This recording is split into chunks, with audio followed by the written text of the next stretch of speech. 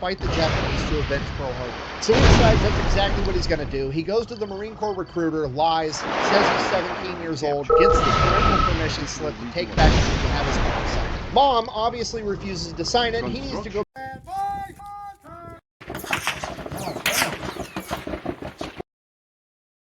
Not knowing or caring that we were sending the audience away in droves. We need direction. Do you think actors who are very talented can go and star in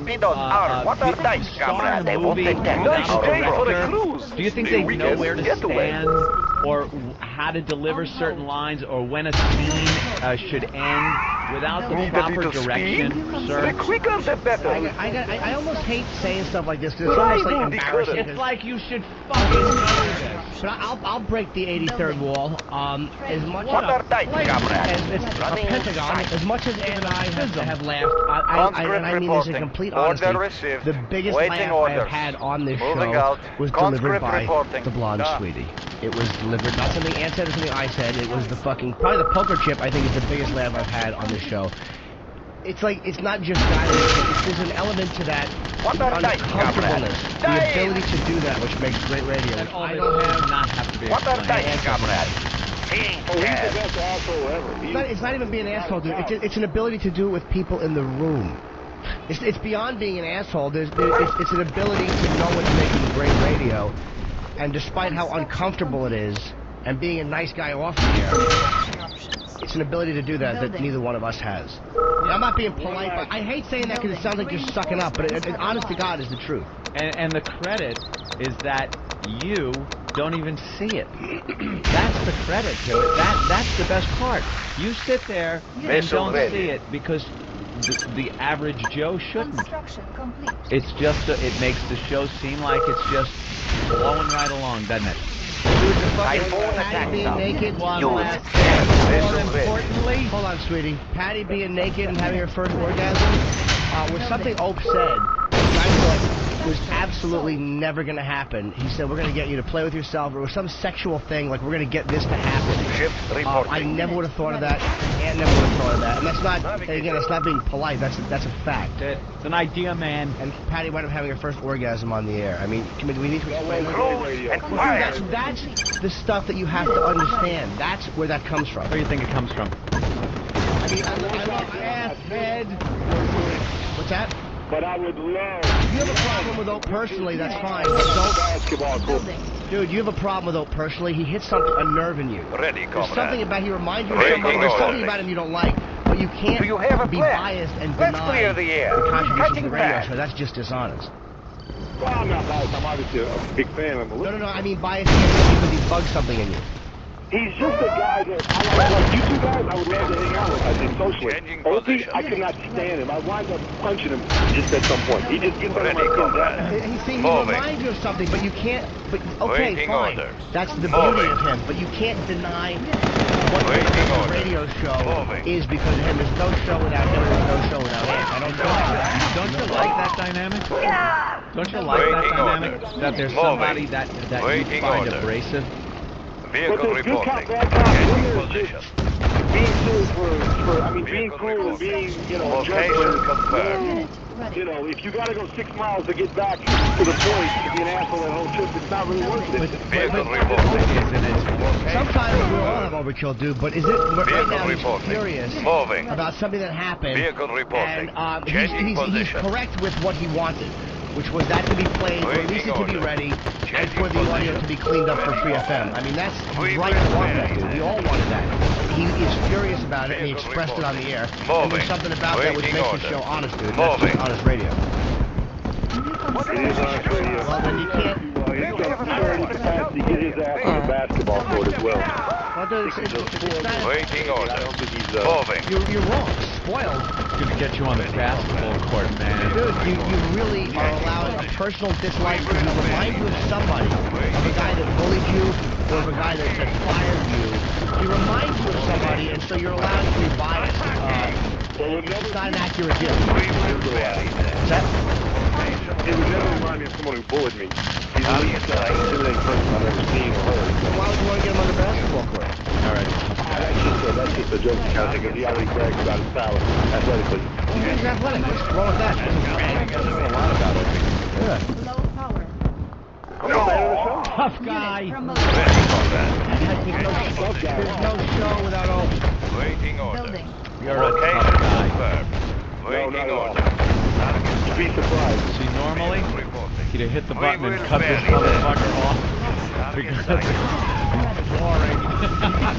But he's sitting there and showing the torture that happens when it's just me, Jimmy, and a stupid fucking phone. And what you missed was before when he was biting his arm. That didn't go out over the air, but it was just kind of fun to watch somebody who really is filled with self-loathing like the rest of us. Reporting.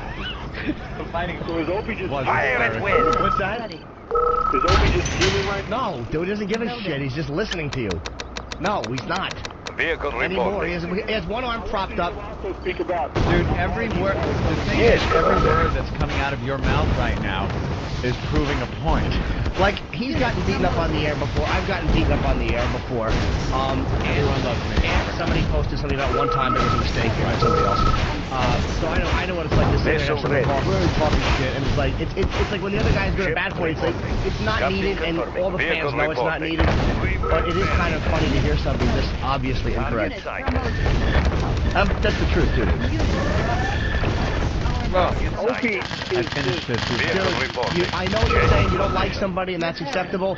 But you're being completely dishonest when you're looking at the way the radio show is run, and you understand that, and you do know that, and you're just trying to bug Opie, so you're not telling the truth.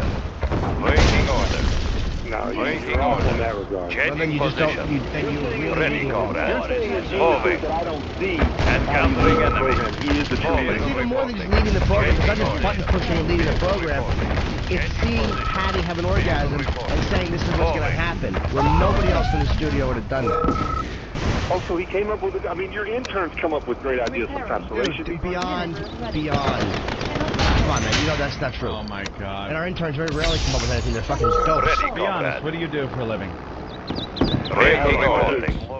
See, you're not being honest.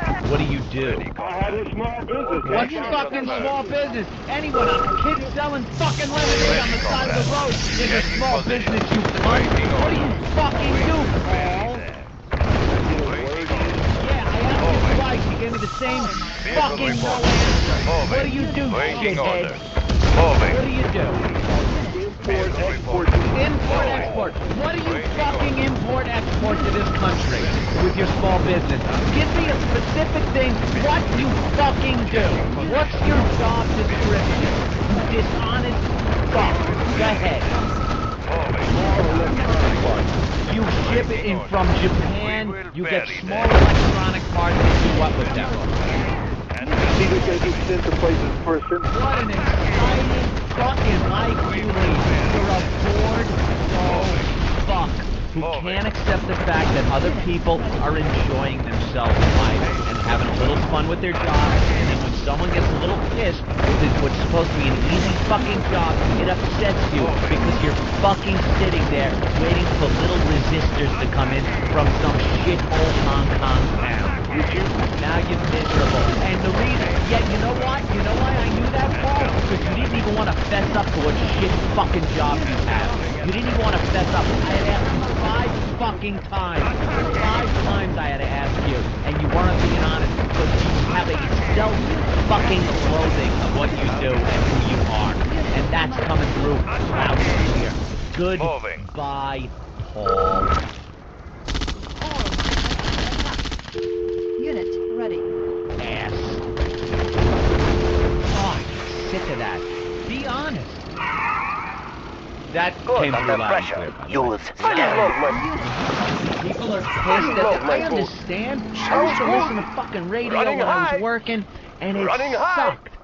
Oh, did I hate listening to people fucking having fun. And then whenever anybody had a bad time, you're like, go fuck yourself, because you're miserable. Here's what it is. You honor somebody, and that happens in life where when you hear somebody telling you something, and it's so inaccurate, you know it's coming from another place. That's all it is. And again, be honest about it. Alright, we'll take a break, I guess. No! Unit ready. That's a smoothie, by the way. was piss porn. What? Thought I heard. Who said that? Did someone say something? Do you know? I swear to God, I got a gasser, and it went. Your ass talked to me. Yeah, no, you fucking answered it. I answered your ass. What'd you say? I answered Jimmy's asshole. Soviet construction vehicle. And he looks at Derek. How great would it be? I saw Derek with Vehicle report. Jimmy's Ready, ass. comrade. Moving. The only thing that could have made my asshole spelled better. The only thing that could have made me happy is somebody was fired because they thought that you thought they got fresh and you fired them. Waiting orders. Moving. Oh, is that funny? Your ass answered me, and then I talked Vehicle back reporting. to it. What? Who said what? Location Who said confirmed. your Ready, ass? comrade. His breath stinks. Moving. Who said the Russians are coming? Comrade, moving out. Vehicle reporting. Location confirmed. Did Bob make a Ready, point comrade. there, by the way? Moving. It was actually Bob. Good old Bob. Was it Bob? Waiting I orders. thought it was Paul from Moving. Missouri. Here's people that don't understand. Ready, comrade. Sorry, Paul. Location People out there confirmed. don't understand having passion to Waiting do something. order. Changing Yeah, position. they don't understand Ready, that. comrade. And like Moving. really being into it. You know, we like to try to be real honest, so we don't mind showing the bruises and the scars and the cuts. You think I sit back and go, oh wow, I must be looking really cool right now on the radio. I know I look like a complete asshole. But I get that that's appealing when you're doing a radio show where you allow people to see in and see everything. Yeah. All that shit, you know, that the yelling and screaming, that happens on a million radio shows out there. But you never hear it. When the mics are off. You honestly think I sit back and go, wow, I must be looking good right now. I know I'm a crybaby. I know that. I don't worry about it. Ready, I comrade. never did. Location confirmed. So Bob, you know, Vehicle you were report. expecting me to yell and scream at you. I wasn't going to yell and scream at you. Whatever, dude. The reality is they do have FU money. We don't like to try talk about reporting. You know how much we're making and stuff. Ready, I don't comrade, need comrade. tomorrow, and that's it. The show would go on. These guys would do more radio, but I'm not sitting there like Ready, shaking in my boots, wondering, Moving. you know, if Waiting this is order. our last show or Moving. something. Location I still do this confirmed. because I enjoy it. I have a great Waiting time order. doing it. I just want the people around me and behind the scenes to have the same passion and you know help out the show and do the basics. Waiting orders. They don't even do the basics. And if you don't understand it, I don't know what to tell you. I'll Waiting make it orders. perfectly clear. Yes, Moving out. I realize I look like a crybaby. I'm not stupid. Of course I do. You either want an honest show or you don't. I mean, that's the bottom line. You're going to see it. I just threw a tantrum in front of a bunch of listeners outside 3FM. You think I'm walking down the sidewalk with my arms folded and throwing the mic on a table, like they're looking at me like, wow, look, he's really Waiting fucking orders. cool. No, I know they're Moving like, out. what a baby. I know that. You don't have to tell me. People say, great. Opie leaves. It'll be Anthony talking to Jimmy's asshole.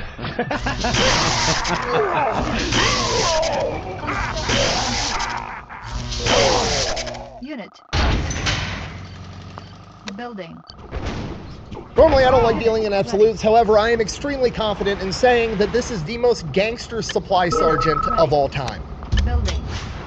Today we're talking about Robert Howard, the most decorated Green Beret in U.S. history. He started off his military career as a mechanic, then became a parachute rigger, then became a supply sergeant. After being shot in the face and surviving in Vietnam, he then volunteered to go out with MACV SOG whenever they needed an extra guy or a strap hanger, despite having no Green Beret or Special Forces training. Despite his initial lack of training, he rapidly went from the extra guy they brought along to help carry the radio to the man they specifically requested to come and help on their most dangerous missions. Having been shot in the face, blown up, and severely wounded multiple times on multiple occasions, he is quite literally the human embodiment of the Terminator and has been written up for the Medal of Honor on 3 separate occasions and awarded it once because that's legally the amount of times he could earn it. In addition to that, he's been awarded 2 Distinguished Service Crosses, the Silver Star, the Defense Superior Service Medal, 4 Legions of Merit, 4 Bronze Stars with V-Device, and 8 Purple Hearts. And we're going to get into it right after a word from our sponsor. This video is brought to you by Element. Okay, we're not going to overcomplicate this. It's hydration mix. You buy a box, it's got a bunch of sticks in it, you pour that in your water, you drink it, and then you're more hydrated. They got a bunch of different flavors. They also sell them in pre-made cans, and if you're like ultra health minded, you can get just the raw thing and mix it with your water, and then it tastes like you're drinking salt water. Be because you are. Element's legitimately one of the few products that I approached to see if they would sponsor me because I actually used their product beforehand, and to be honest with you, I just wanted a bunch of it for free. Let's read the ingredient list together. Okay, I actually know all of these words. Salt, citric acid, magnesium, potassium, natural flavors, stevia extract. That's it. Okay, there's no artificial dyes, so RFK's happy, the brainworms are mad. It's fantastic. On top of that, it's used by all kinds of professional athletes in the NBA, the NHL, the Olympics, and all other kinds of stuff, which it raises the obvious question, why are they sponsoring a guy known as the fat electrician on the internet? And the obvious answer is, well, I'm known for drinking copious amounts of alcohol on the internet, including at the Pentagon. Better knowing how much paperwork went into it. First one to finish a White Claw. To be completely honest with you, Element is probably the only reason me and the boys over at the Unsubscribe podcast were able to finish our last live tour, because I don't think we would have made it to all the venues without it. So yeah, if you want to give it a try, head over to DrinkElement/Fat Electrician. Doesn't matter if you're an old customer or a new customer, you're going to get a free sample pack with your order. Let's get back to the video. Changing position. Don't mess with me. All right, our story begins on July 11th, 1939, when Robert Howard is born in Opelika, Alabama. When he's 4 years old, his dad is drafted to go off and fight in World War II in the Pacific, and when Dad comes back, he suffers from what I can only describe as undiagnosed PTSD and has a crippling alcohol problem. From there, Dad works at the local cab company for the rest of Robert's childhood, and he grows up dirt poor in Opelika, Alabama, with his dad, his mom, his grandmother, and his 6 younger siblings. The only early childhood memory that he ever talks about was when he was young, he finally got a new pair of shoes, which was a big deal for a poor kid in the 1940s, and 5 high school bullies were trying to take his shoes. And for the first week, they would chase him from the bus all the way to his house, but he would always outrun them and never get caught, and got to keep his shoes. After seeing this, his grandmother pulled him aside and said, "Robert, you don't run away from your problems, you run towards them." The very next day, he comes back home from school, beat up, but he still had his shoes.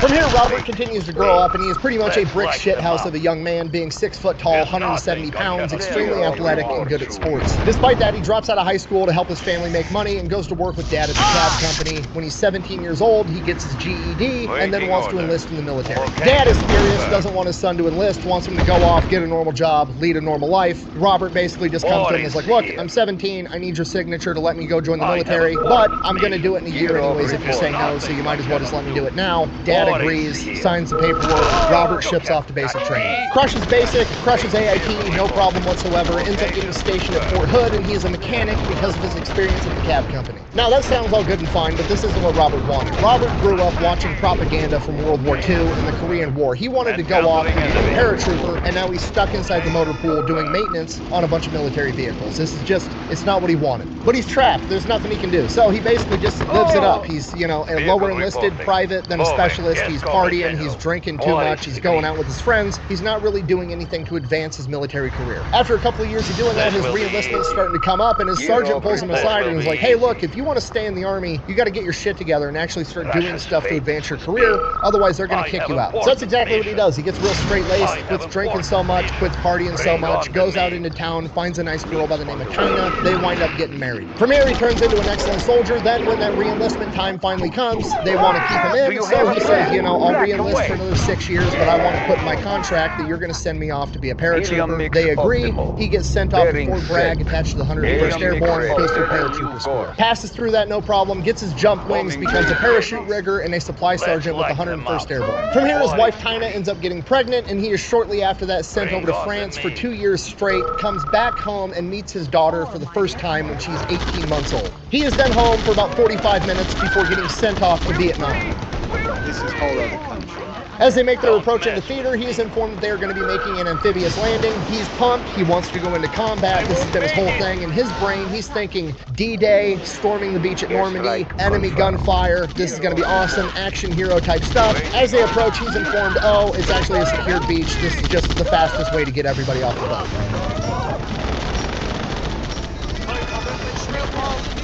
So, not the excitement he was looking for, but whatever. They pull up in the Higgins boat, they drop the hatch door, he's told that they're on the beach, he steps off, full of all of his gear, 120 pounds worth of shit, he then sinks 12 feet to the ocean floor and almost drowns. From here, it's 6 weeks of just moving closer and closer towards combat, and it's just a giant nothing burger. Nothing ever happens, they're just driving the trucks closer, marching, getting to where the actual combat is. As they get closer, things start to escalate. Sometimes there's, incoming mortars, sometimes there's enemy sniper fire, here, but really it's just kind of boring. Nothing ever happens, never sees any bad guys, nothing. And then one day they get ambushed, nobody was expecting it, it's a giant clusterfuck. His officer in charge is kind of like panicking, doesn't know what to do, he's froze up, not giving any orders. Howard runs up to him and is like, what are we doing? What's the plan? The guy doesn't have anything, so he's just like, point to a spot on the map you want me to defend, I'll go defend it. Gives Howard a location, Howard grabs some guys and sets off to defend that perimeter. Once he gets to his position, he starts setting up the perimeter, getting his guys set up with fields of fire, and while he's doing that, he winds up getting shot in the face with an AK-47, right in the cheek, passes through his mouth, knocks out a bunch of his teeth,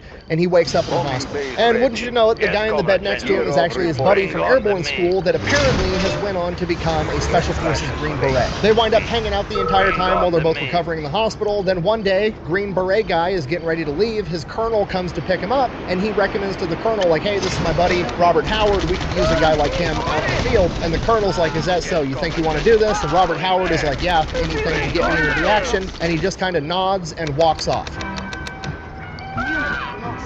Howard has to spend a little bit more time in the hospital recovering. Once he's fully recovered, he basically forgot that conversation even happened, shifts back off to his unit with the 101st, gets there, and his commanding officer was like, Howard, there's a chopper waiting for you. They got to take you somewhere. He's like, what? Where? He's like, I have no idea. Apparently it's Special Forces and it's top secret. They're not telling me shit just to tell you to get on the chopper. So he gets on the helicopter, that flies him to Saigon to the Military Assistance Command of Vietnam, aka MACV. While he is there, he is offered the opportunity to assist the studies and observations group, a top secret military unit that responds directly to the White House and the Joint Chiefs of Staff that the government will not admit even exists for decades afterwards. From here, he is told that this is strictly voluntary. He does not have to do this, but if he does want to, he will be operating inside of foreign countries, Laos and Cambodia, two places America is not supposed to be. Also heard we're in fucking Cambodia right now. Cambodia? Man, kidding me. Because of that, on these missions, he will be going behind enemy lines with nothing that identifies him as a soldier, and if he is killed or captured, which there is a high likelihood of, the American government will sweep it under the rug and say they know nothing about it. Now, I can only assume hearing this, Robert is like, okay, so let me get this straight. You want me, a supply sergeant, to go out with the Green Berets in a country we're not supposed to be in the most dangerous combat that you have with a super high casualty rate, with no Green Beret training whatsoever. And the American government is like, yeah, that's exactly it. And you know, if you survive for like 6 months, we'll send you back home to America and then you can get your Green Beret and we'll get you the training then after you've already done the job. To which Robert is like, you son of a bitch, I'm in.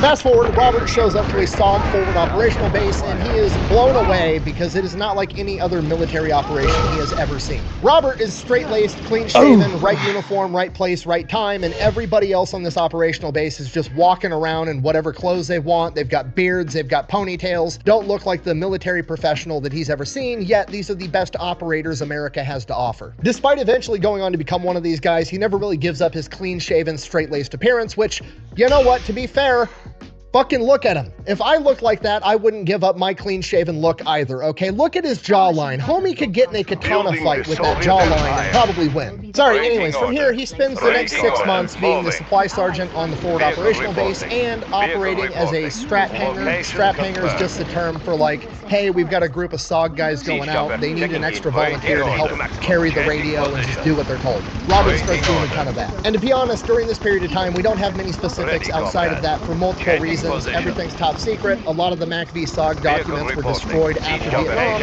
and Robert never kept a personal journal. In fact, the only reason we have stories on Robert Howard at all is because they had to document what he did to earn his medals. Everything outside of that he did is lost to time. So we don't really know what happened over this 6-month span. However, we do know that he was in combat because during this period he was awarded the Combat Infantry Badge. From here, he goes back home and he goes through the entire Green Beret training pipeline through 1966 through 1967, and by the end of 1967, he is awarded his Green Beret. From here, he gets sent back out to Vietnam, still operating as part of SOG. He is sent to SOG Forward Operational Base 2, which is right in a tri-border area between Vietnam, Laos, and Cambodia, so they can go into both those countries fairly quickly and fairly easily whenever needed. He is still operating as a supply sergeant, and he is not attached to an actual SOG team, so he is still operating as a strap hanger whenever they need somebody. Initially, he struggles to get the opportunity to actually go out with the SOG team because, well, they're going out behind enemy lines on an extremely extremely dangerous mission. Nobody wants to bring the fucking new guy for his first time, right? Well, somebody finally takes a chance on him. He proves himself. He starts strap hanging all the time. And from here, he goes from the fucking new guy to the guy that everybody specifically requests because he's ferocious on the battlefield, and he comes up with, we'll say, innovative solutions to problems. On one occasion, he was strap hanging for a SOG team, and they were going to go behind enemy lines for 19 days straight and plot out safe paths for downed pilots to take to get back into Vietnam and get to safety. The problem was that by this point in time, the North Vietnamese had become aware of SOG's operations, and they were actually sending teams out to do counter reconnaissance. So whenever they saw helicopters coming into country, they would have scouts in the area, and they would just trail the SOG operatives so that they knew everything SOG knew. Obviously, for a mission where you're trying to chart a safe path for a downed pilot, you don't want the enemy knowing where these safe paths are, so they need to figure out a way how to get rid of this counter-reconnaissance unit. So they called up the supply sergeant. He then proceeds to take an old footlocker, you know, that big trunk that sits at the foot of your bed when you're in the military that you put all your stuff in and lock it with a padlock. He takes one of those, paints it bright red, fills it with 80 pounds of TNT, ball bearings, nails, all kinds of shit, and then rigs it up to explode on a 5-minute timer. They fly in on the helicopters, get dropped off in this country, grab this red footlocker, throw it out the helicopter, and then run off into the wood line, leaving the footlocker. Now, to the enemy, if there is an enemy out there that's surveilling them, this looks like they were in such a hurry that they either forgot their supplies or they were in such a hurry they didn't want to be bogged down and have to carry them. So they go out, they run into the wood line, they're laying down, watching this chest. Sure enough, an entire squad of NBA counter reconnaissance comes up, and they start investigating this footlocker, trying to pry it open. Footlocker obviously explodes. Counter recon guys are now gone. Robert Howard said that it blew debris a quarter-mile away. Making Russia strong. Making Russia place to mine. Equal share. On another occasion, he was part of a hatchet force, which was a team that was actually supposed to go out and engage the enemy, and he thought it would be a good idea to run up next to a troop transport truck full of NBA soldiers. He then rigged up a claymore to explode and tucked it in the back before diving in the ditch and blowing up the entire truck. One of the SOG team leaders that he strap hung for consistently later described him as, and I quote, "I never saw him show any fear whatsoever. He'd do anything you wanted him to do." Dude was literally the Terminator. I'm a cybernetic organism. For Mother Russia. Waiting order.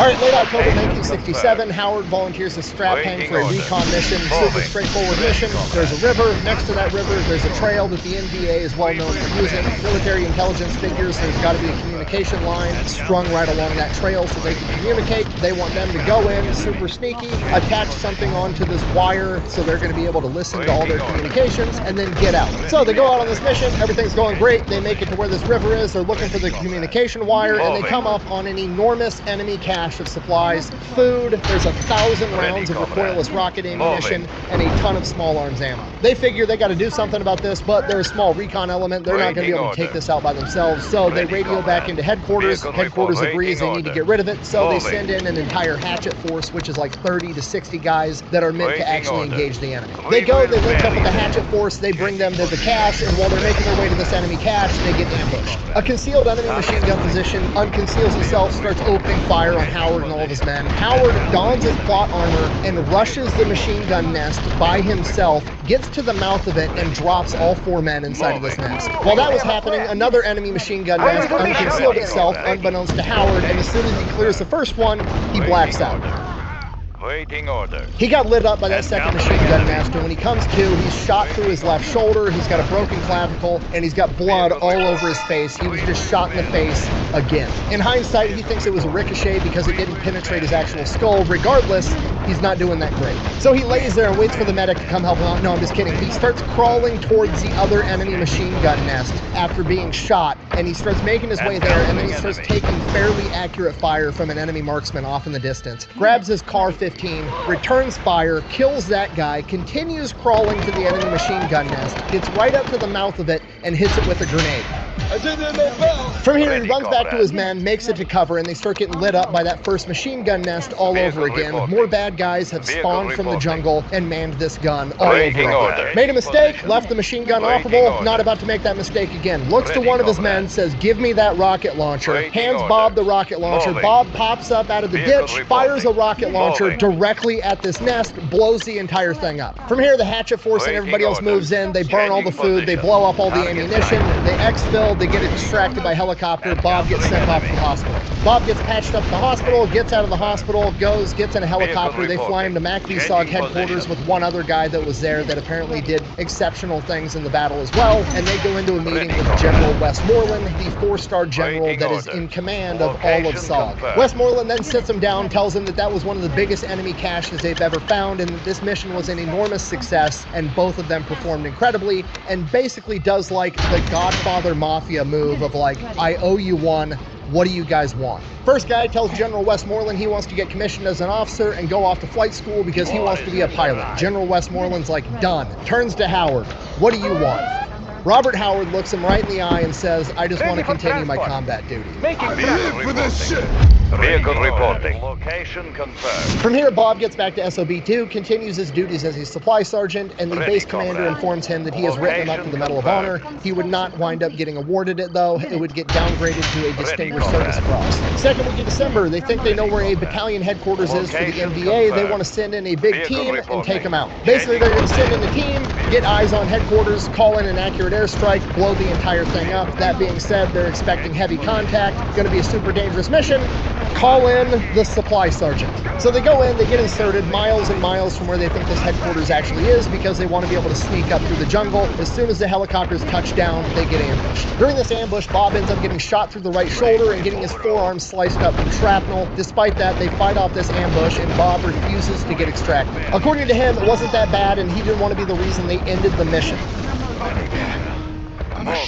From here, mind you, after being shot and hit with shrapnel and getting attacked by an ambush, they then proceed to walk 2 days through the jungle to get to where they think this battalion headquarters is. So Bob and the other 9 guys in this 10-man element make it to where they think it's at. The headquarters is there. They start observing, they're looking around, they're seeing what's going on, they're watching everybody, you know, getting intel. And they come to the realization, this isn't 1 battalion, it's 2. It is now 1,000 versus 10. But that's okay, it's not a big deal. They're not trying to engage the enemy in a 10 versus 1,000 battle. They're just there to call in the airstrike, which is exactly what they do. They call in the airstrike, a bunch of enemy soldiers take off running into the wood line, abandoning their HQ. They blow the HQ all to shit, at which point the airstrike is done and Bob's looking around like, they fucking missed some. So Bob goes in there, brings the other 9 guys with him, and they burn down all the rest of the buildings and tents and blow up the rest of the supplies. Then they hightail it out of there. As they're headed back to the extraction point, they run into a bunch of the soldiers that had abandoned their HQ, and they adopt a defensive position, get in a huge firefight. Over the course of this firefight, Howard and other estimates say somewhere between 30 and 40 NVA were killed. Helicopters show up to pick them up, everybody starts boarding the plane, and wouldn't you know it, Bob, aka the only guy that's been fucking shot and blown up, is the last one to get on the helicopter.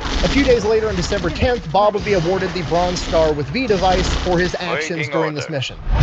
Waiting orders. Changing position. From here, Bob gets patched up, goes back to being supply sergeant on SOB2, continues going out on strap hanger missions. Like I said earlier, we don't really know the details of every single mission because all the documents were destroyed, and we only know the accounts of the missions where he earned a major medal. The next of which would come on May 14th, 1968. He goes out on a mission, they wind up getting ambushed. During the battle, Bob gets shot in the left shoulder, the right leg, and he gets blown up and has shrapnel all over him. Despite that, none of it pierces the plot armor. He continues to fight through the ambush. After the ambush is over, he gets medevaced and sent back to the field hospital. His wounds are too serious for the field hospital, so they have to send him to Japan to a specialized hospital against his will. He recovers in Japan until he's stable enough for the flight back home to America. He is then sent to Fort Bragg. While in Fort Bragg recovering, his wife comes up from Texas with his daughters, and they're living in temporary housing, and one day he gets notified that he has to come to some award ceremony. Some fancy general's giving out a bunch of awards to a bunch of people that have earned him, so he tells his wife, like, hey, we got to go to this award ceremony. And she's like, oh, are you getting an award? And he's like, yeah, I'm getting an award or two, or whatever. So they show up to this award ceremony. The general's calling people up, giving out awards. And like, if you've never been to a military award ceremony, if you get an award, they read the entire citation for why you're awarded the award. They give it to you, shake hands, salute, yada, yada. Robert Howard's turn rolls around. He goes up there in front of the general, and the general then has to award and read the citation for 3 Purple Hearts, 3 Army Accommodation Medals, a Bronze Star with D device, and a Distinguished Service Cross, all back to back to back. It's like a 45-minute affair of a general just reading to a crowd of people the stories of Bob basically being the main character. And the entire time, presumably his wife and daughters are sitting in the crowd like I had no idea I was married to fucking Rambo. Let's clear the air. I'll get you out. He is back at SOB2, and he is no longer a strap hanger and supply sergeant. He is a full-fledged SOG infantry guy, and he's going to be leading teams. By November 10th, a SOG team goes out on the mission. They end up getting pinned down and are not able to get extracted. The best estimates is this is not conventional NVA forces. This is some type of special unit that has been brought in to go toe-to-toe with SOG, and they need to go in there with a bunch of more guys and finish the job. This mission would go on to become known as Slam 7, when a massive SOG force, 115 men, all go in to help recover this team. So the choppers come in and they're taking fire in the landing zone immediately. Howard jumps out of the helicopter when it's still 15 feet above the ground and starts returning fire, killing 2 enemies immediately. They continue fighting through this ambush. They make their way to this SOG recon team, and it's a scene out of a horror movie. All of the members of this recon team have been executed. Every one of these guys was severely wounded in battle, and then they were executed by being shot in the head by the NVA. While other men are still engaging the enemy, Howard and some of the other leaders on the ground are examining the bodies. They're going to recover the bodies, and Howard notices that one of the men's eyes is tracking him, even though he's been shot in the head, in addition to having 19 other gunshot wounds. They call the helicopters back in. They start coming in. They're loading up the bodies and all the wounded men. The helicopters are taking off, and one of the helicopters ends up getting shot down by massive anti-aircraft guns. Their best guess is that it's an anti-aircraft setup on the back of a half-track. So then they go, they rescue those guys, get them out of there, and then they call in for orders like, hey, there's heavy anti-aircraft guns. What do you want us to do? Thinking they're still going to get extracted. The whole point of coming out here was to recover the men, or the bodies of the men. That's what they've done. Time to leave. Chain of command says you need to take out the anti-aircraft guns. You don't know where it came from, go find them and take them out. Okay, this just turned into an overnight operation. They bed down for the night. They get ambushed in the middle of the night with grenades and mortars, one of which peppers Howard's entire backside with shrapnel. Howard then calls in air support, orders his men to only return fire with 40mm grenade launchers because that's not going to give off a muzzle flash, giving the enemy their position. Airstrike comes in, the NVA leaves, they're cool for the rest of the night. The next day, this massive element of about 100 men now is still moving, looking for these anti-aircraft guns, and the entire time they're just thinking like, this is too big of an element, we're too far behind enemy lines.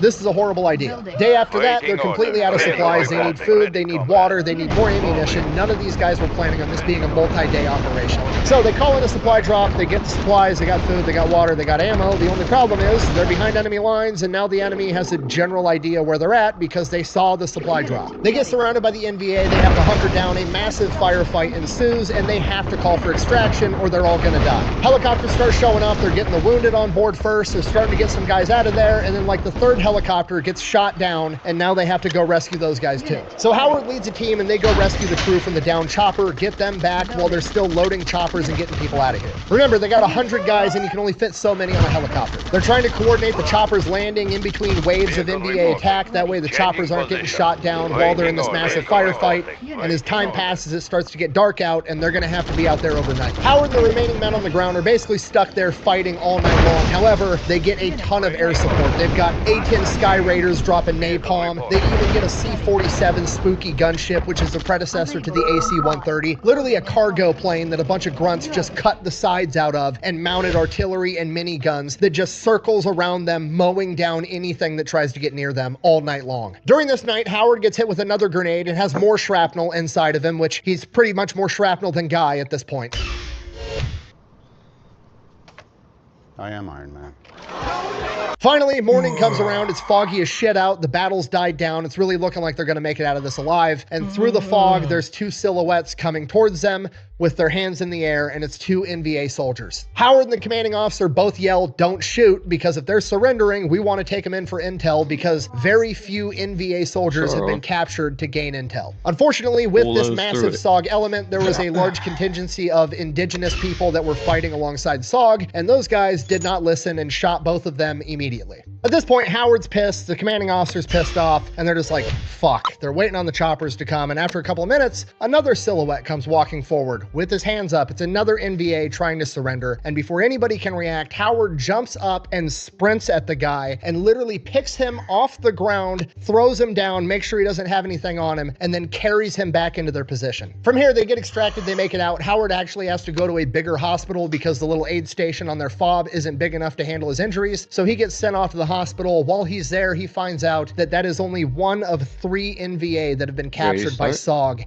in years. And the intel that they gained from him led to 9 successful bombings of NVA bases. For this, he was again written up for the Medal of Honor, but it was downgraded to a Silver Star and a Purple Heart. While at this hospital on a larger base, Bob Howard decided to do Bob Howard stuff, and he didn't like the food in the hospital, so in his hospital pajamas, he leaves the hospital and just goes to a normal chow hall. While he's at this chow hall, 2 Vietnamese on a moped pull up and throw a grenade into the crowd of soldiers. Everybody freaks out, everybody's diving, nobody knows what to do. The MP that's standing there with a gun, because he's the only guy with a gun right now, is just like locked up, not knowing what to do. Howard, in his hospital pajamas, grabs the M16 from the MP, gets down in a prone position, shoots the passenger off the moped, causing the driver to crash, and then chases down the moped, confronts the driver, they get into an altercation, and he shoots that guy too. He then walks back to the chow hall, hands the rifle back to the MP, and finishes his lunch.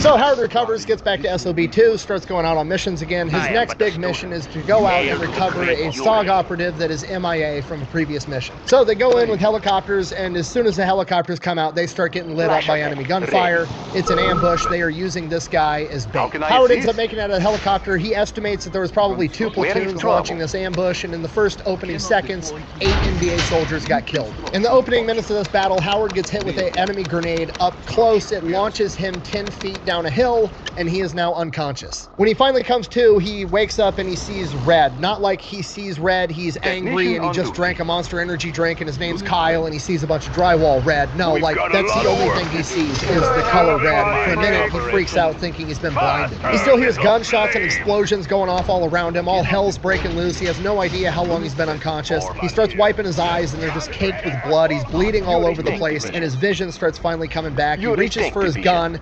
It's been blown up by the grenade. It's completely worthless. He goes to stand up. He can't. He shattered one of his ankles. So he is now behind enemy lines in the middle of a gunfight, blown up, can't walk, and has no gun. And then he hears screaming and smells burning flesh.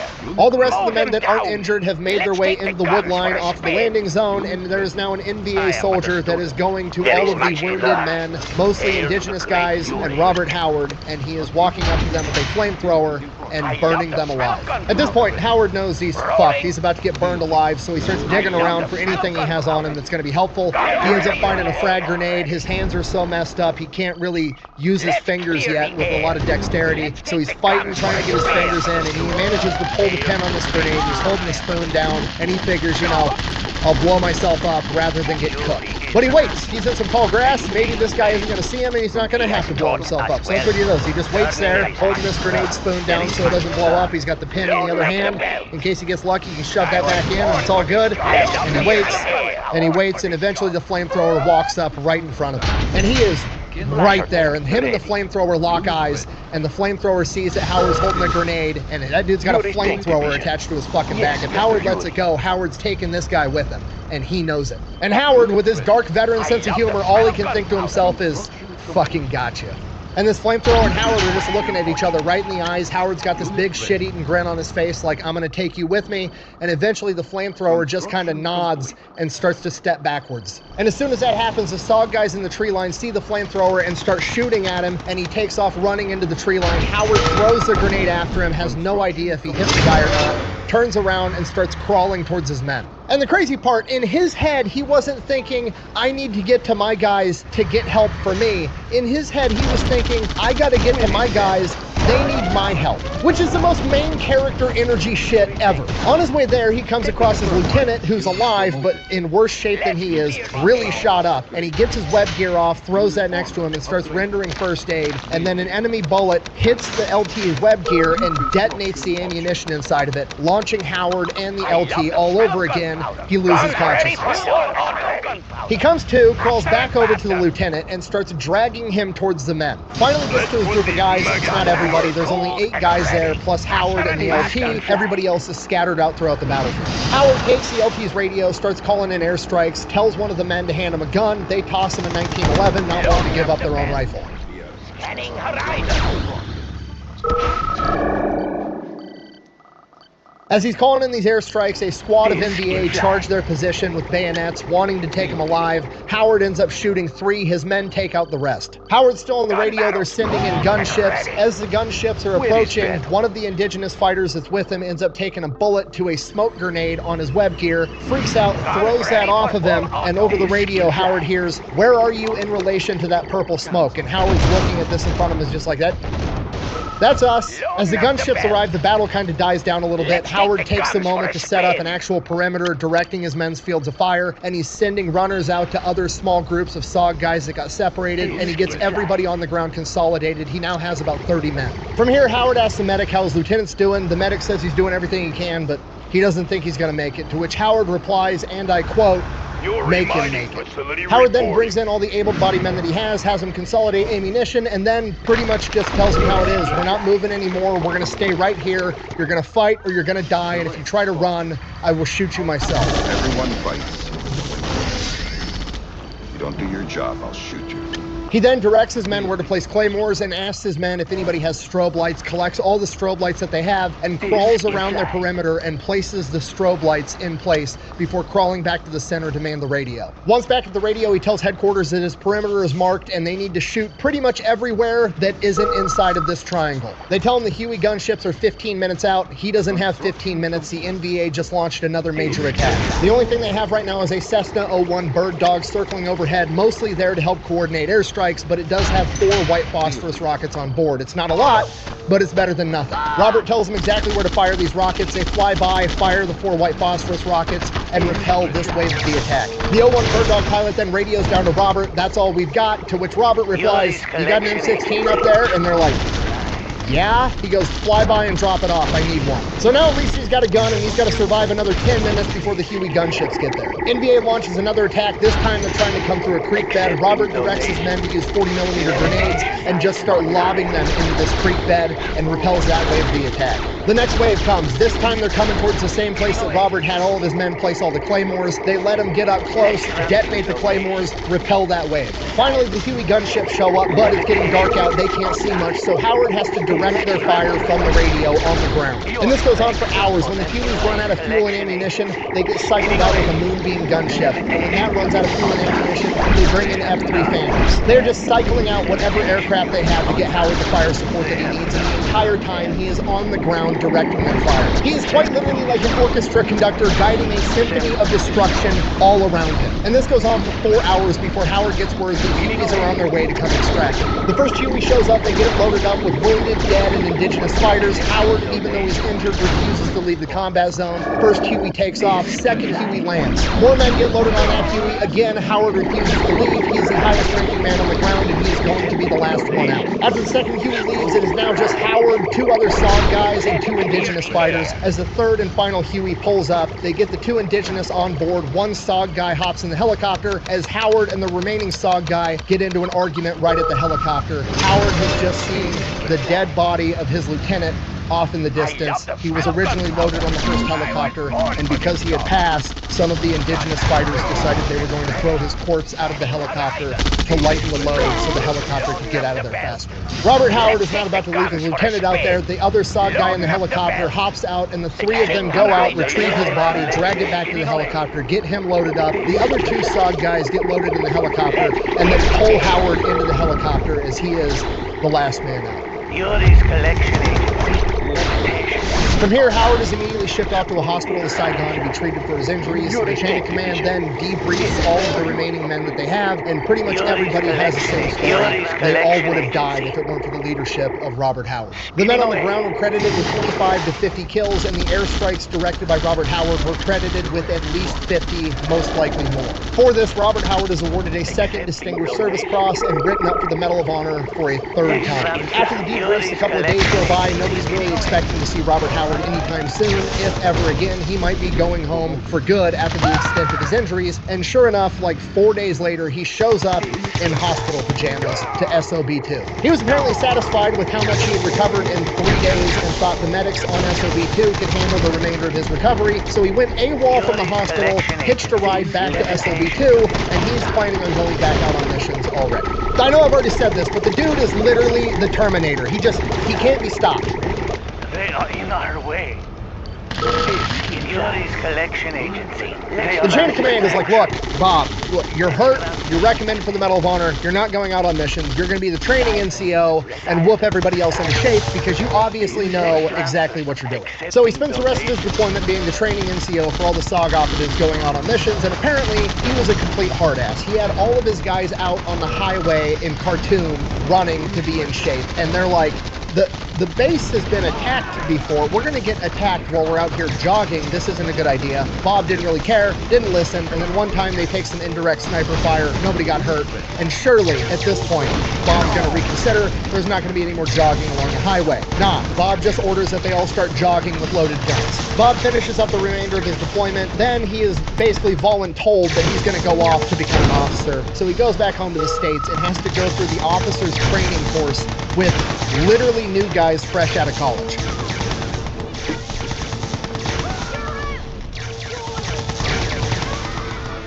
Which is hilarious. Could you imagine being some 23-year-old kid that's got a 4-year degree from college and now you're in officer training school to be an infantry officer and you're in the same class as Bob fucking Howard, the Terminator, who's got 2 Distinguished Service Crosses and like 5 Purple Hearts at this point? Even worse, could you imagine being this guy's instructor tasked with teaching him how to be an infantry officer? Obviously, he passes officer candidate school with flying colors. From here, they ship him off to Ranger School, which is one of the hardest programs in any military branch ever. He basically walks through it backwards and graduates as the Distinguished Honor Graduate, meaning he was literally the best guy in the entire class, which is super impressive regardless, but it's absolutely insane that Bob Howard was able to be the best guy in the entire cycle of Ranger School, despite having been blown up, shot multiple times, all the shit he's been through, and he's like 30 years old, and he's just smoking all these new recruits. After that, he goes to some other leadership school, then they send him off to Jungle Warfare School. Of all the schools he apparently needs to go to, they send him to Jungle Warfare School. After that, they send his ass back to Vietnam, to Khartoum, to SOB2. And the crazy part, he's pumped. He wants to get back and start going out on missions. He gets there, he's told that he's still waiting for the Medal of Honor. They're not going to be sending him out on missions. He's going to resume his role as training all of the new guys. From here, he does a great job. He knows when a guy's ready to lead the team. He knows when a guy isn't. He's training these guys, toughening them up, getting them ready. Sometimes he takes it a little bit too far. There was one time he loaded shotgun shells with rock salt and was shooting it at people.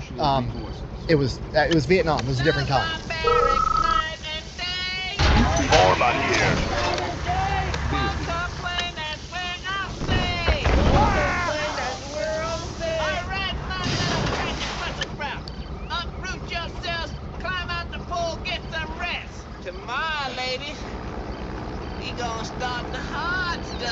So he didn't get to go out on missions, but he still did get to see some action because multiple times while he was there, SOB2 was attacked and he got to help defend it. On one of these occasions, he would actually be shot in the heel during the opening portion of the battle. Bob, being Bob, doesn't really give a shit, just bounces right off his plot armor. He starts directing men and leading the defense of the compound. And as he's doing his thing, some specialist comes running up to him and is like, "Bob, you got a phone call." And he's like, "Motherfucker, I'm kind of busy right now. We're defending the compound." And he's like, "But it's General Westmoreland." And he's like, "What does he want? Does he know that we're under attack right now? What's the deal?" He goes, "No, but he wants to talk to you. You need to go talk to him right now." So he's like, "Fuck, okay." So he like limps across the base, gets over to the phone. Bob answers the phone. He's like, "Hello." And General Westmoreland's like, "Bob, how are you?" And he's like, I'm good. My foot kind of hurts. I'm a little bit busy. What's up?" And he's like, "I just want to call and congratulate you. You're being awarded the Medal of Honor." And he's like, "Oh, all right? And General Westmoreland's like, yeah, I've got a chopper on the way to pick you up right now. From here, he pretty much gets extracted on the spot, gets swept off to Washington, D.C., and gets awarded the Medal of Honor by President Nixon. From here, Robert Howard never returns to Vietnam. He'd spent in total 40 months in combat. Instead, he's given instructor roles pretty much for the remainder of his career. He trains airborne soldiers, he trains infantry, he's an instructor at Ranger School, all kinds of stuff. And while he almost certainly does miss going out and doing Robert Howard stuff, he also appreciates the opportunity to make up for lost time with his daughters. As tough and as crazy and as violent as he could be, he treated those girls like little angels, and on one occasion, one of the teachers at the military school that they were attending decided that he was going to take his belt off and whip one of his daughters for being loud and disrespectful in class. Upon hearing this, Robert Howard then instructed his daughter to get in the car. They drove to the officer's house on base. He walked up to the front door, rang the doorbell, made his daughter apologize to the officer for being disruptive in class, and then sent his daughter back to the car and then proceeded to beat the shit out of him on his own porch. He then was stationed down in Fort Lewis, where he was an officer with the 2nd Ranger Battalion, where he was known for training extremely hard with his guys and leading from the front. During a field training exercise, they were going to jump out of a plane, simulating an airborne mission, and then they were going to pack their shit up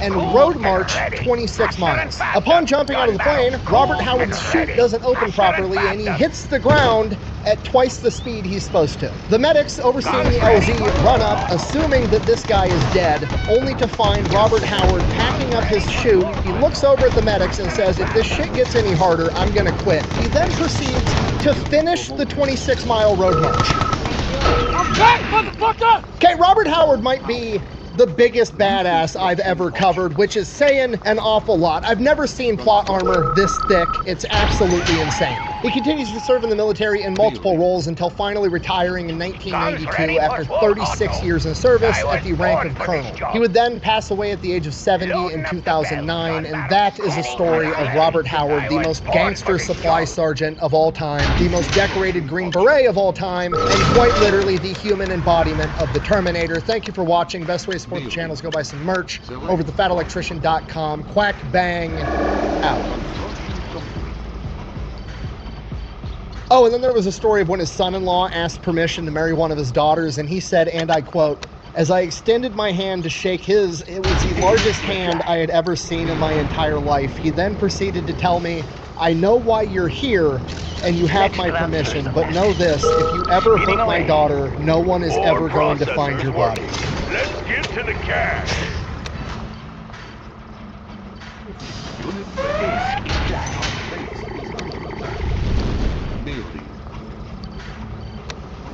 I was down at the bottom of the hill, and there was a medic, a sergeant named Brown, who got shot up pretty bad. He come over to me, and I said, is the lieutenant still alive? Operational. And he said, yes. He got him down. He said, I've got an IV in him, but I don't think he's going to make it. I said, make it. Keep that lieutenant alive. Unit promoted. Boomer systems operational. Launch initiated. I'm gonna be honest with you, I don't know if this is the luckiest man of all time or the unluckiest man of all time, but one thing's for sure, he just might be the toughest. Today we're talking about America's indestructible Marine, Jack Lucas. He served 3 years in the United States Marine Corps, 6 months of which was inside of a prison cell. He stormed the beach at Iwo Jima. He survived jumping on top of 2 live grenades. He earned the Medal of Honor, and he did all of it before his first day of high school, which is really just the beginning of the story. But before we get to all that, let's get this sponsorship out of the way. This video is brought to you by Sundays, food for dogs. It's fancy food for dogs. Okay, look, long story short, there was a veterinarian that was mad that all the fancy, expensive dog food also needed to be stored inside the refrigerator, which is lame because the refrigerator is for people food. So they created the company Sundays Food for Dogs, and it's high quality food that's been air dried. Essentially, it's jerky for dogs, so it's high quality and it doesn't need to be kept in the fridge. I mean, look at it. It even looks like jerky. Hey, to give you an idea of how healthy this food is, I'm going to go ahead and read the ingredients right off the bat for you. We've got cornmeal, ferrous sulfate, niacin, thiamine monotrate, riboflavin, vegetable oil. Wait, no, that's the shit I put in my mouth. The dog food ingredients are as follows. We've got turkey heart, turkey liver, egg yolk, billet, pumpkin, kale, ground bone, fish oil, salt, parsley, You get the idea. It's really healthy. Which is a good thing because my dog's a pretty picky eater, okay? He likes the finer things in life, like fancy dog food, eating snakes in my backyard, licking his own ass, okay? He's got a very refined palate. It's super important that I get him good food. But not so important that I'm willing to put it inside of my fridge, and that's where Sundays comes in. And the best part is they deliver it right to your door, so if you want to check them out, I'm going to have a link and a discount code down below. Let's get back to the video. Alright, Jacqueline Harold Luke is born on February 14th, 1928 in North Carolina. It is the same exact story I've told time and time again. These guys all had the same childhood. He grew up during the Great Depression. He really liked boxing. He got in a ton of trouble. He got in a lot of fights. When he was 8 years old, his uncle gifted him a Marine Corps dress uniform hat, and he absolutely loved it. He wore the thing to school every day for months. And that was long. He always wanted to be. Fast forward when he was 11, his dad would pass away from cancer, and Jack, understandably so, didn't take it that well and started getting into more trouble and more fights. By the time he was 13, his mother, who was still in her mid-30s, was trying to find a new husband, and every time she would bring a guy home, the young 13-year-old Jack, who was a pretty big kid for his age and pretty skilled at boxing, would threaten to beat the shit out of him. I'm 10 years old, but I'll beat your ass. That, combined with all the other trouble and fights that he was already getting into, his mother had no choice but to send him off to military school. It is there at the Edwards Military Institute that Jack and all the other cadets would gather around the radio to hear the news broadcast that the Japanese had attacked Pearl Harbor. Jack described this moment as the end of his childhood, and from this moment on, it became his sole ambition in life to go fight the Japanese to avenge Pearl Harbor. The only problem is he's 13 and he's got to be 17 to join the United States Marine Corps, so he did the only thing he could do. He finished out classes, graduated the 8th grade, and went back home for summer. He gets home, Mom doesn't just have a new boyfriend, Mom has a new husband. It is a used car salesman and alcoholic by the name of Radford Jones, and it is very clear to the young Jack Lucas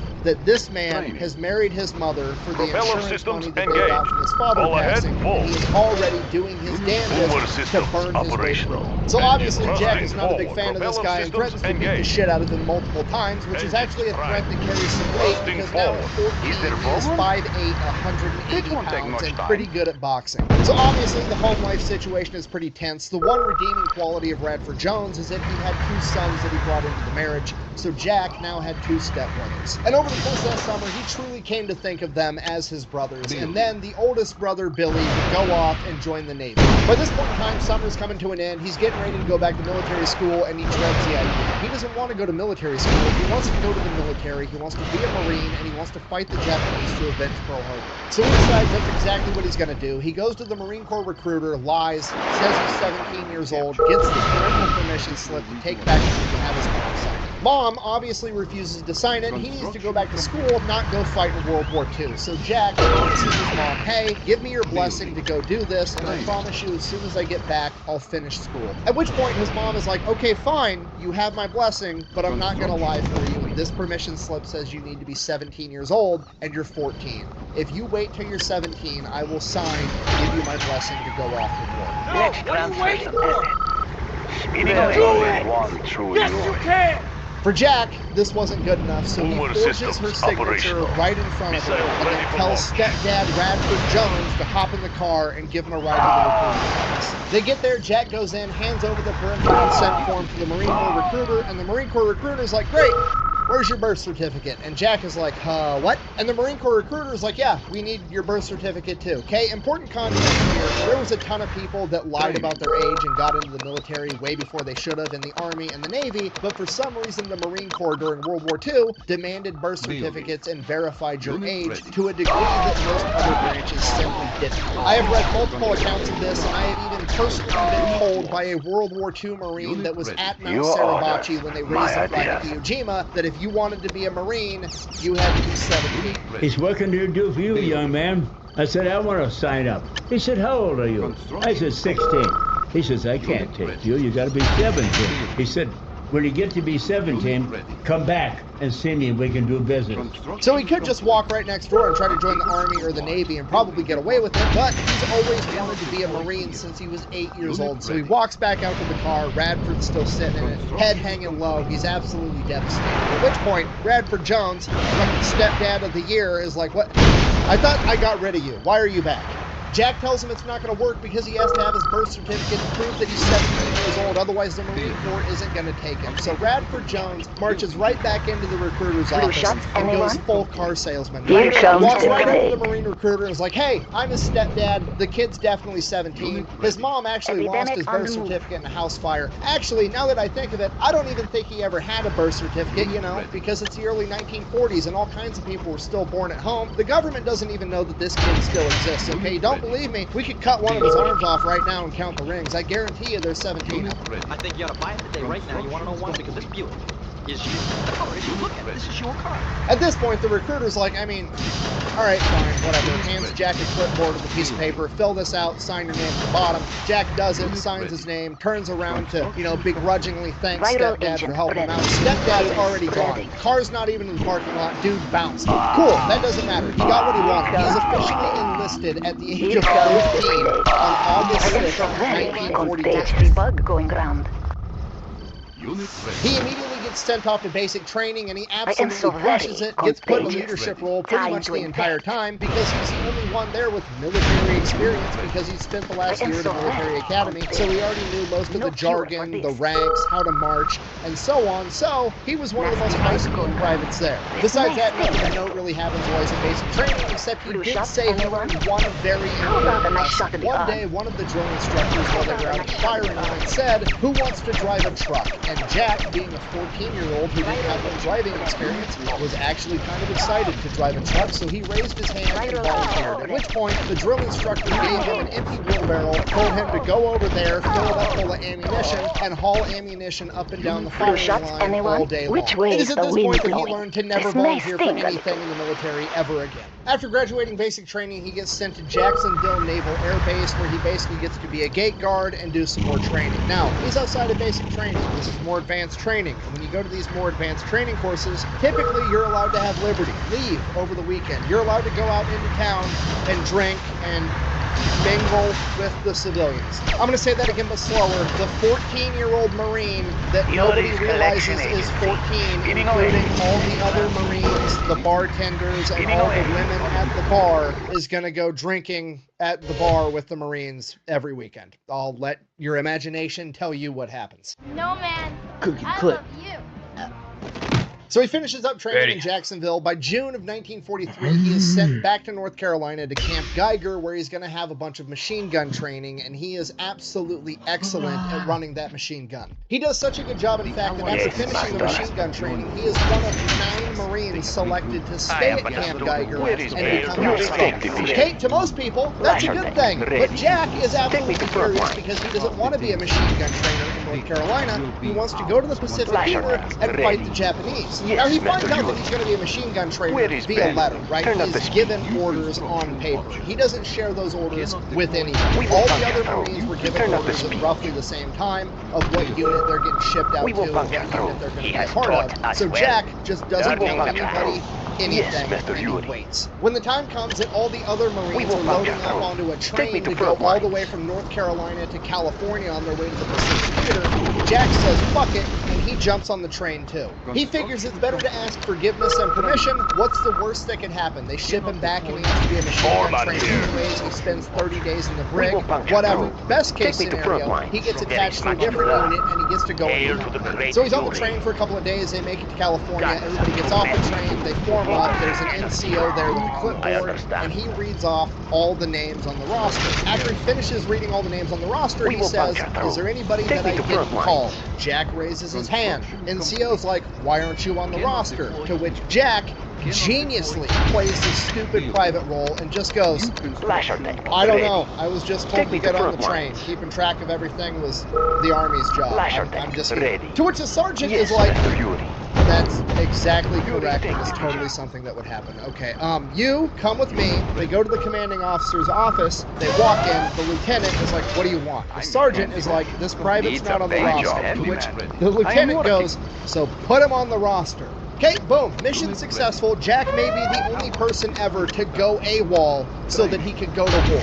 So they notify Camp Geiger back in North Carolina that Jack Lucas is here now and we're not sending him back. So now he is at Camp Elliott in California. Camp Elliott is I mean, they're training, but it's basically just they're there for a couple of months or a couple of weeks while they're getting moved closer and closer to the Pacific Theater to go into combat. So during the day, they're doing stuff, you know, they're like moving supplies, administrative bullshit, but every night they're going out, they're getting hammered, going out of town. This might be the last chance some of them ever have to have a good time, so that's exactly what they do. And Jack, you gotta remember, he's still 14. He's feeling kind of self-conscious. He's got a bunch of other 17, 18, 19, 20-plus-year-old Marines talking and bragging about all the women they're sleeping with, and how much they're drinking, and all the crazy stuff they've done. So, in a desperate attempt to look cool, he reaches into his bag and pulls out his 38 caliber revolver, actually his mom's 38 caliber revolver that he took with him, and he's just sitting on his bum, twirling it on his finger. It was fucking loaded, and he fires off a round through a couple of hits. Luckily, nobody was hurt, but Jack is like, alright, well, time to mail that back home. So he mails that back home to his mom. Shut up, what the fuck are you doing, man? Where did you get that shit? Come on! So, be cool with the gun. Mission failed completely. What else can we do to look cool? I know. What does any military service member, regardless of what you do, immediately upon graduating training? They go out and get a tattoo. Okay, sidebar. Yes, I realize that I'm covered in tattoos and there's like 5 guns on the couch behind me, and I'm basically making fun of myself at this point, okay? Anyways, the real question here is, what is this young 14-year-old Marine going to get for his very first, probably his only tattoo? Well, obviously, we're going to go with the Marine Corps clothing. It's iconic. Every Marine's got a tattoo of it. That's what we're getting. And Jack opts for a little bit of a different version, and he replaces the globe with the head of a bulldog. So now that he's cool enough, he's going out every night, he's drinking with the Marines, he's partying before they get shipped off the board. And this is where things start to go a little sideways. He starts getting into a little bit of trouble. One day, they're at this outdoor bar. He's wearing his garrison cap, also has a fist cutter, and he's talking to a group of women with his friend group, and then some other group of Marines comes up, and the biggest guy there picks on him because he's the shortest. He's 5'8", but he's 180 pounds. He's stocky. He's a boxer. He's not the first, I think he's 15 at this point. He's not the first 15-year-old that you'd want to mess with. So this older Marine, attempting to punk him, walks up to him, grabs the hat off the top of his head, and turns it sideways, and says, "Hey, you look like you're Polish." At which point, Jack immediately knocks this dude out cold. So he gets into a little bit of trouble for that. Then the weekend comes around, and one of the Marines has a brilliant idea. Hey, we're in California. We should go to Tijuana. So now the 15-year-old Marine is going to party with all the other Marines in Tijuana, which once again, I'm just going to have to let you imagine how that goes. Well, we got the infamous Wait for me to go. Wait for me on the outside. And this is pretty much the new norm until November of 1943, when the entire unit gets sent out to Hawaii. And while they're there, there's not much time to goof off. Things are moving quick. His unit finds out that they are going to be invading this island called Tarawa, and apparently it's going to be a big deal. So Jake takes his time to write potentially his final letters home, sends those off, and then helps keep getting ready to go off to war. The day finally comes, they're going to load up on the boats and get ready to take off. Jack is pumped, he's finally getting to go off to war. This is exactly what he's been wanting for years. So they're forming up by the ramp of the boat, they got a guy there with the roster. As soon as he calls your name, you say here, and then you go and you get on the boat, okay? They call Jack Lucas, and they say fall out to the Colonel so-and-so's office. Oh, shit. Okay, at this point, Jack's shit bricks. He has no idea what's going on. He goes into the Colonel's office. The Colonel sits him down and is like, look, son, you know we screen the mail when you send it out of the base, right? To make sure you're not telling anybody anything that's not supposed to know. And Jack's like, I didn't know that. And then it dawns on him. He mentioned in one of his letters he was 15 years old, and now the Corps knows. The Colonel informs Jack and he is doing the paperwork to get him separated and chaptered out of the United States Marine Corps, at which point Jack tells the Colonel, if you do that, I'm just going to go to the Army, and they're not going to check. This stops the Colonel in his tracks, and he stops filling out the paperwork, he's thinking about what to do. It dawns on him the best thing he can do to help this reckless kid is to keep him as a friend. So that's what the Colonel does. He ends up making Jack the garbage truck driver on the base. So Jack is absolutely furious. All of his buddies are going off to war, and now he's a garbage truck. So one day, Jack's driving a garbage truck. He's got to pull over and get some gas. So he pulls over at this gas station slash automotive repair shop, and he's looking around, and there's like this little impound lot. And this little impound lot sitting up on some blocks is this badass 1935 black Auburn convertible, and he ends up asking the gas station attendant, like, hey, what's up with this cool-ass sports car? And the attendant is like, oh, some millionaire abandoned it after they attacked Pearl Harbor. It's just been sitting there. If you want it, we'll sell it to you for $50. So Jack gets two of his buddies, they pool their money together, they buy this 1935 convertible. Problem, it has no rims and no tires. However, he's going to strategically acquire some from the Army, okay? Gets those put on, fixes the canvas convertible part with some canvas that he also tactically acquires from the Army. So now he's got a car. But here's the problem. He's 15. He doesn't have a driver's license, and the car's not registered because it's basically stolen. But here's the upside. This is a really fancy car. And not only is this a really fancy car just by normal car standards, this is a really fancy car, and it's in Hawaii in the 1940s. Meaning, nobody else has a car like this in Hawaii, and whoever paid the money to have it imported to Hawaii spent a ton of money to do it. So, nobody has the balls to pull this car over, because whenever they see some young private driving this thing, they just automatically assume, oh, that's got to be like the personal attendant to some general or something, and he's driving the general's car on very official business. I'm not going to fuck with it. So now, Jack and his two buddies, a couple of Marines, have a car that they never get pulled over in, cruising around Hawaii.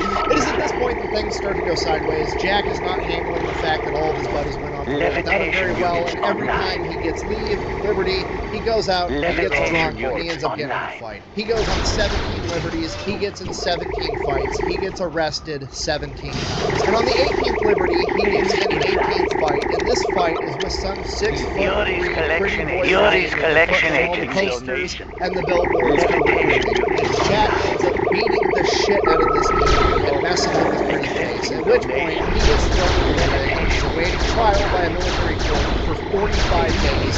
They drag him outside and make him break rocks all day long. After 45 days of that, he finally gets his court date, and his official punishment is time served plus 30 days of bread and water. Bread and water is a Navy punishment that's been around pretty much since the inception of the country, and they didn't get rid of it until 1999. What it originally was back in the day was basically solitary confinement, except for your meals, you get 2 slices of bread and 1 glass of milk. And then in 1909, they decided that 30 days, which was the maximum sentence, was too much, and they reduced it down to a maximum of 7 days of bread and water was allowed. Now, this is in the 1940s, that's the date of 1909. How on earth did Jack just get sentenced to 30 days of bread and water? Well, the workaround, if you really upset somebody, is they'll still sentence you to 30 days, but once a week you'll get 1 normal meal in like an hour outside of your cell. That way it resets the clock on your 7-day punishment, because you just can't go 30 days unbroken without a normal meal. So they give you 1 meal to reset the clock. So that sucks, but he gets through it. By the time he gets out, it's May 1944. Meets back up with his buddies. They've still got the car. Everything's good, okay? You just got out of jail. What's the first thing you do when you're a 16-year-old Marine?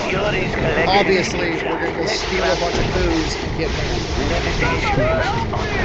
So Jack and his buddies decide they're going to go. They're going to get 15 jerry cans, and they're going to sneak into the harbor at night onto a naval vessel and fill them with all the booze from the naval vessel's reserves. Okay, it goes great. They get away with it. They get 15 jerry cans full of beer, and they bring it back to the company, and everybody starts drinking. They have a great time. After a couple hours, all the booze is gone. Jack and his 2 buddies, it's okay, we'll go get more. They grab the empty jerry cans, they throw them in the car, they hop in the car, they drive back to the same exact ship. They literally return to the scene of the crime, and they end up crashing the car along the way. So the other 2 buddies, they bail out, but Jack was sitting in the middle seat, so he didn't have time to jump out. He ends up getting tackled by the MPs, and they got him. Jack, being the homie that he is, refuses to rat on his gets 45 days of breaking rocks awaiting his court date, has a court date, gets sentenced 30 days of bread and water again.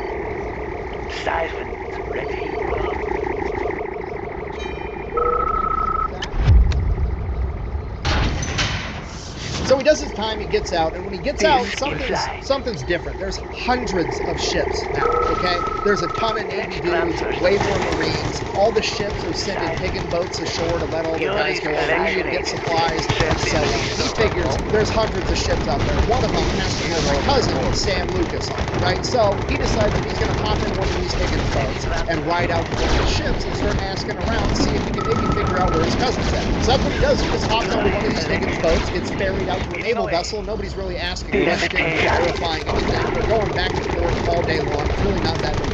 So he gets onto this U.S. naval ship. It's the USS Duel. He gets up and starts asking around like, hey, does anybody know my cousin? His name is Sam Lucas. Holy shit, the very first ship out of a couple hundred is the same exact ship that his cousin's on. Not only that, but his cousin is on board right now, and he's in the infirmary because he's getting stitches because somebody smashed him in the face with a beer bottle in a bar fight. Apparently it runs in the family. So he goes, he meets up with his cousin, they're having a little reunion, they're hanging out, and the time comes, he should probably, hop back on the Higgins boat and make his way back to the base. He's on leave, but obviously he can't sleep on the ship, he doesn't have a bed here. At which point his cousin Sammy is like, hey, most of us are just sleeping on the deck of the ship anyways, partying, nobody wants to be down in the dungeon where the cops are, and so yourself, so you're just sleeping out in the open, you could sleep here too. And he's like, okay, perfect, so he just stays the night there. Then while they're hanging out that night, Sam explains to him that they're gearing up for some big, huge island invasion, massive battle that all these ships are going to be going. At which point Jack is like, fuck it, I'm staying here. I'm going to stow away on the ship. Nobody's going to notice because there's hundreds of dudes just sleeping on the deck of every ship. And I blend right in. I have a Marine uniform. I look like everybody else. Nobody's going to know that I'm here. I'm just going to stay here and end up going to battle so I can finally fight the Japanese. Yet again, going AWOL so that he can go to war. He just starts living on the ship. And this goes on for 29 days. On day 29, his cousin Sam is like, okay, are you sure that you want to do this? Because on day 30, you're legit. It's no longer like you AWOL, you become a legitimate fugitive, and they're going to send your picture to every sheriff's department in the country. Hearing this, it dawns on Jack like, oh shit, I really don't want my mom and my family and all my friends seeing me on wanted posters being a fugitive from the law. I better go turn myself in. So he goes to the captain of the ship, explains everything that happened, and the captain is like, bro, this is going to be so much paperwork. Why did you do this on my ship? And the real problem is this is like a day or two before all the ships are supposed to leave to head off to Iwo Jima. So when the captain runs it up his chain of command, talks to his boss, some colonel, and is like, hey, I've got this stowaway that wanted to go and fight the Japanese. The colonel's like, I don't care what you do with them. Just figure out where to put them. At which point, Jack chimes into the conversation. Is like, actually, can I be stationed with the Marines right here on this ship? My cousin's here.